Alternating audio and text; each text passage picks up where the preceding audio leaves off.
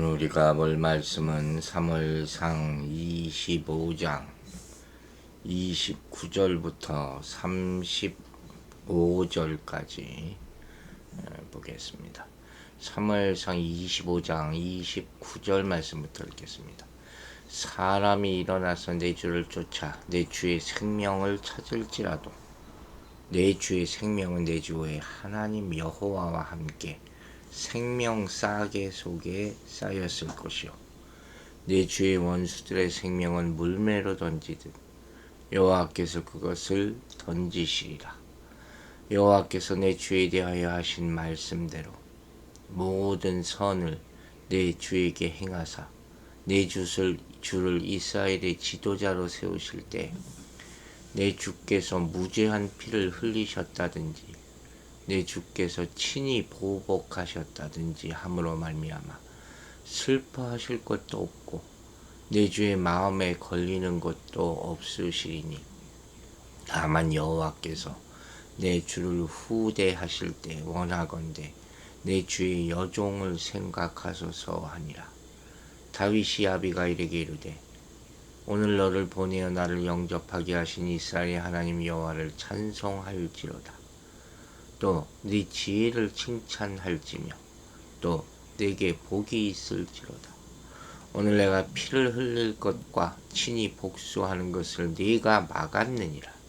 나를 막아 너를 해하지 않게 하신 이스라엘의 하나님 여호와의 살아계심을 두고 맹세하노니 내가 급히 와서 나를 영접하지 아니하였다면 밝은 아침에는 과연 나발에게 한 남자도 남겨두지 아니하였으리라 하니라.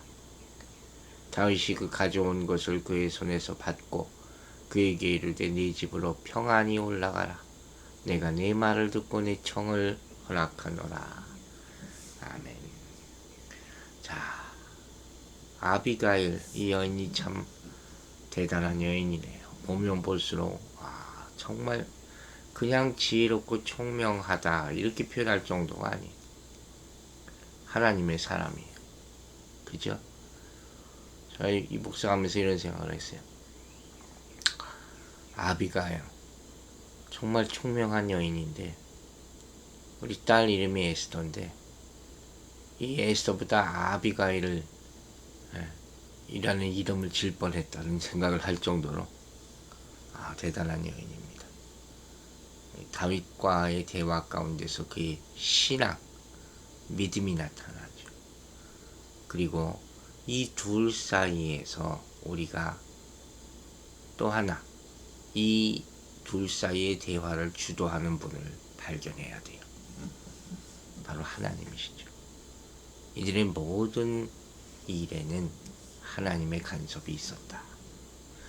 이게 바로 오늘의 주제가 될 것 같습니다.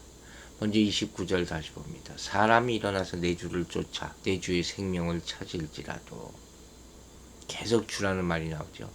내 주의 생명은 내 주 하나님 여호와와 함께 생명 싸개 속에 쌓였을 것이요. 제 29절은 28절 끝부분에 대한 부연 설명으로 볼 수가 있어요. 사람이 일어났다 하는 말은 그래서 사람이 단수거든요. 다윗을 계속해서 죽이려 했던 한 인물 사울을 가리킴이 분명합니다. 즉 아비가일은 사울이 다윗의 생명을 위협하고 있었다는 사실을 이미 알고 있었던 거예요. 이스라엘이 다 알았다고 볼 수 있겠죠. 한편 이 말은 더 넓은 의미에서 사울처럼 다윗을 대적하는 모든 원수와 그 세력을 가리킨다고 볼 수도 있어요. 그리고 흥미로운 말이 나옵니다. 내 주의 생명은 생명 싸개 속에 쌓였을 것이요. 은유적인 표현이죠. 싸개라는 건 값진 보화나 귀중한 물건을 안전하게 보관하기 위해서 이렇게 보자기 같은 그런 거예요. 이 고대 중근동에도 이런 게 있네요. 주머니나 보자기, 그죠? 근데 이게 우리 생명이 이게 싸개 속에 있다는 거예요. 다윗의 생명은 하나님의 안전한 보호 아래에 있다. 비유한 거죠. 하나님의 불꽃 같은 눈이 다윗의 생명을 항상 지켜보호하고 있다. 여러분의 생명도 하나님의 생명싸개 안에 있음을 꼭 잊지 마시기 바랍니다. 이것과 대조되는 말이 나오죠. 물매로 던지듯 던지시리라. 물매는 뭐예요? 다윗이 골리앗을 물리쳤던 그런 무기 아닙니까? 한 번 던지면 다시 돌아오지 않는 게 물맷돌의 성질이에요. 그걸 알고 비유를 한 거예요. 다윗의 원수의 생명은 물맷돌에 던지던, 물매로 던지던 불가능한 완전한 멸망을 당할 것이다. 다윗의 생명은 생명싸개 속에, 대적하는 사람들의 생명은 물매로 던져진다. 이렇게 원수의 생명과 다윗의 생명을 대조시킴으로써 다윗의 궁극적인 승리를 기원하는 아주 대조적인 말이죠. 지혜로운 말이죠. 또 30절에 이렇게 말하고 있어요. 여호와께서 내 주에 대하여 하신 말씀대로 모든 선을 내 주께 행하사 내 주를 이스라엘의 지도자로 세우신 때, 여호와께서 말씀하셨다. 하나님이 계시를 받았다는 거예요. 다윗이 기름 부음 받을 때 선지자 사무엘을 통하여 약속받은 그 말씀, 그걸 이 여인이 알고 있다는 거예요. 또 그 후에도 여러 가지 계시의 수단을 통해서 다윗에게 선포된 말씀들, 그걸 다 본인이 알고 있다는 거예요. 아마도 이 총명하고 이 신앙적인 여인 아비가일은 다윗과 관련된 하나님의 뜻과 계시의 말씀을 선지 생도들과의 교제들을 통해서도 알고, 또 예언적 음성을 들었을 수 있죠. 통찰력을 보여주는 깊은 신앙을 가지고 있는 여인이다. 모든 선을 행하사라는 말은 여기서는 구체적으로는 여호와께서 다윗을 왕위에 올리는 일을 얘기하는 것 같아요. 지도자는 표현을 썼어요. 왕 대신 왕을 가리키는 거겠죠. 근데 이 아비가일이 여기서 왕을 의미하는 멜렉이라는 단어 대신에 이 단어를 사용했어요. 당시 사울이라는 왕이 엄연히 존재하고 있었기 때문에 또 지혜롭게 피해서 이 말을 쓴 것 같기도 합니다. 어쨌든 조심스러운 은유적인 표현이라고 볼 수가 있죠. 말 하나하나도 굉장히 지혜롭게 하는 거예요. 그리고 31절에 이렇게 말합니다. 내 주께서 무죄한 피를 흘리셨다든지 내 주께서 친히 보수하셨다든지 함을 인하여 슬퍼하실 것도 없고 내 주의 마음에 걸리는 것도 없으시리니. 자, 이게 무슨 소리예요? 아비가일이 지금 이렇게 돌려서 얘기하는 거예요. 나발을 당신이 죽이지 않으면 후일에 왕이 되어서도 양심의 가책을 느끼지 않을 것입니다. 슬퍼할 것도 없고 그랬잖아요. 거침돌이 될 것이 없다는 거예요. 혹시도 순간의 격분과 분노로 사람을 죽인 후에 나중에 잘못을 깨달았을 때 그 사람이 겪게 될 마음의 고통이 어떻게 있어요? 어마어마하죠. 후회하고 또 두고두고 양심의 거침돌이 돼서 그를 괴롭힐 거예요. 살인자들의 말로가 다 그렇잖아요. 나중에 여러분, 다윗이 밧세바와 여론이 간음한 거라서 그걸 은폐하기 위해서 우리야를 죽였다가 나단 선지자의 지적을 받고 나서 얼마나 괴로워합니까? 그 죄가 그렇게 무섭은 것이면서 동시에 사람이 후회하게 되는 것이죠. 마음에 걸리게 되는, 걸림돌이 된다 하는 거예요. 마음에 걸림돌이 되는 거. 이런 일을 하지 말아야 된다 하는 거예요. 그리고 나서 나중에 후대하신 때, 하나님께서 다윗을 이스라엘의 왕위에 올리실 때를 가리키는 거예요. 확신을 가지고 있는 거죠. 이미 여인 다윗이 왕이 될 것을. 그때 내 주의 여종을 생각하소서. 그러니까 이 아비가일의 이 청원은 나발을 죽이지 말아달라는 자신의 청원을 들음으로써 다윗이 후일 왕이 된 후에 마음의 고통을 당하지 않게 된다면 그것이 자신의 공로임을 은연중에 내세우는 거죠. 지금 내 말을 들으세요. 나중에 후회합니다. 그러나 사실 이 말은 이 자신이 공치사 자체의 핵심이진 않죠. 다만 이 같은 말을 함으로써 아비가일이 어떻게 하든지 다윗이 자신의 간청을 듣게끔 하려는데 목적이 있는 거예요. 이 말을 듣고 일반적인 왕 같으면 아마 대노했을지도 모르죠. 네가 감히 하고. 근데 다윗은 이 순간에 아마 뜨끔했을 것 같아요. 자, 여러분, 이 일이 절대로 쉬운 말을 하는 게 아니죠. 그러나 누군가는 해야 되는 것이죠. 다 살기 위해서. 우리 주변에 누군가가 악을 행하려 할 때, 혹은 더 구체적으로 악을 악으로 갚으려고 할 때, 우리는 아비가일처럼 지혜롭게 조언할 수 있어야 돼요. 하나님이 모든 일을 주관하시고 그분의 자녀를 보호하시고 또 선대하시는 일께에서 죄를 범하는 일에서 벗어나게 해야 되는 것이 우리의 사명 중에 하나라는 것도 우리가 잊지 말아야 할 것입니다. 그러자 다윗이 이 아비가일의 지혜로운 충고를 받아들입니다. 그게 32절이에요. 오늘날 너를 보내어 나를 영접하게 하신 이스라엘 하나님 여호와를 찬송할지로. 다윗이 정신이 번쩍 나요. 그죠? 다윗은 이 아비가일이 자신을 만나러 온 것이 그녀의 남편 나발 한 사람 구명하려고 온 사사로운 차원이 아니라 보다 높은 차원, 즉 하나님의 섭리와 계획 가운데 있는 것이다. 이걸 깨달은 거예요. 이스라엘의 하나님 여호와. 이 말이 그들에게 참 구약에 자주 나오는 말이잖아요. 여호와 하나님께서 당신의 백성 이스라엘에 대해서 당신의 언약적 의무를 신실하게 이행하신다. 이걸 강조하는 하나님의 명칭이죠. 그 하나님의 이름을 지금 나타내면서 부르면서 하나님의 오묘한 주권적인 섭리에 따라 당신의 백성들에게 행하신 일을 찬양하는 그런 모습이에요.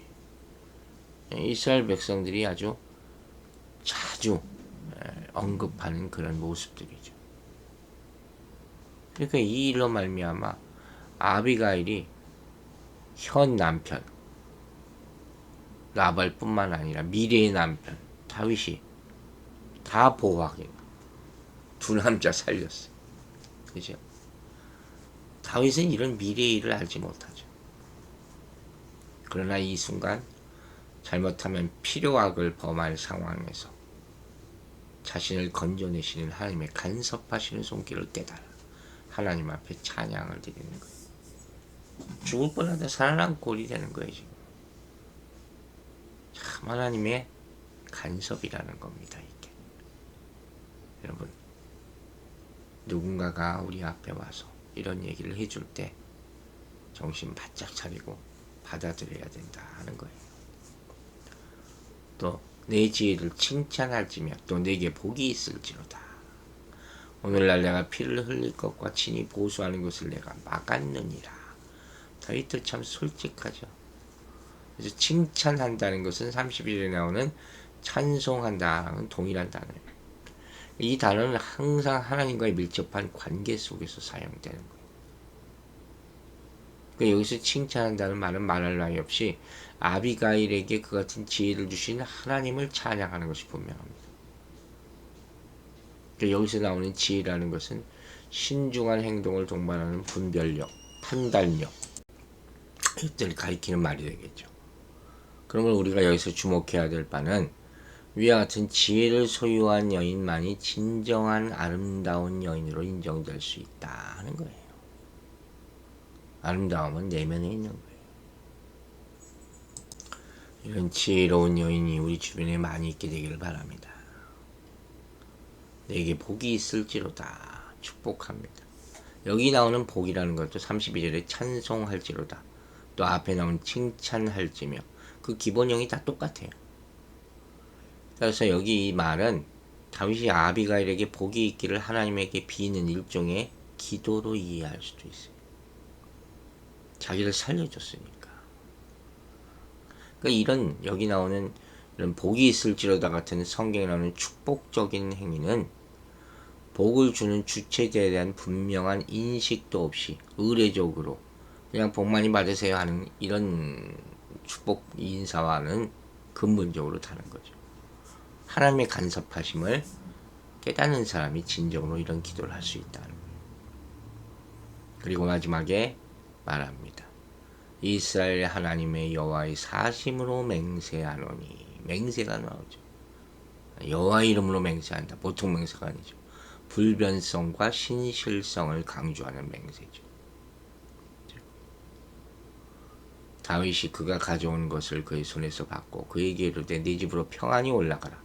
내가 네 말을 듣고 네 청을 허락하노라. 자, 히브리인들이 청원을 허락하다 하는 의미로 이렇게 표현한 것을 보면 청원 당상자는 겸손한 자세를 취한 나머지 항상 얼굴을 들지 못했거든요. 제발 부탁합니다. 그 얼굴을 들게 해줬다. 일어나게 해줬다. 떳떳하게 만들어줬다. 이렇게 받아들여지는 거예요. 여러분, 오늘 본문을 보면서 뭘 느끼십니까? 우리도 성령님이 함께 하시는 성도지만 때때로 죄를 짓잖아요. 육체의 정욕이라는 것이 있기 때문에. 그러나 우리 안에 계신 성령님은 우리가 욕심에 이끌려 죄를 지으려 할 때를 막아주세요. 그게 깨어 있어야 된다는 거예요. 성령님은 사랑과 말씀과 환경과 이런 모든 것을 통해서 우리 잘못된 걸음을 돌이켜 주십니다. 깨닫게 해주십니다. 가장 주된 통로는 말씀이죠. 말씀을 들을 때마다 우리는 깨달아야 되는 거예요. 그 교만함을 버리고 잘못된 길로 가는 것을 돌이켜야 된다는 거예요.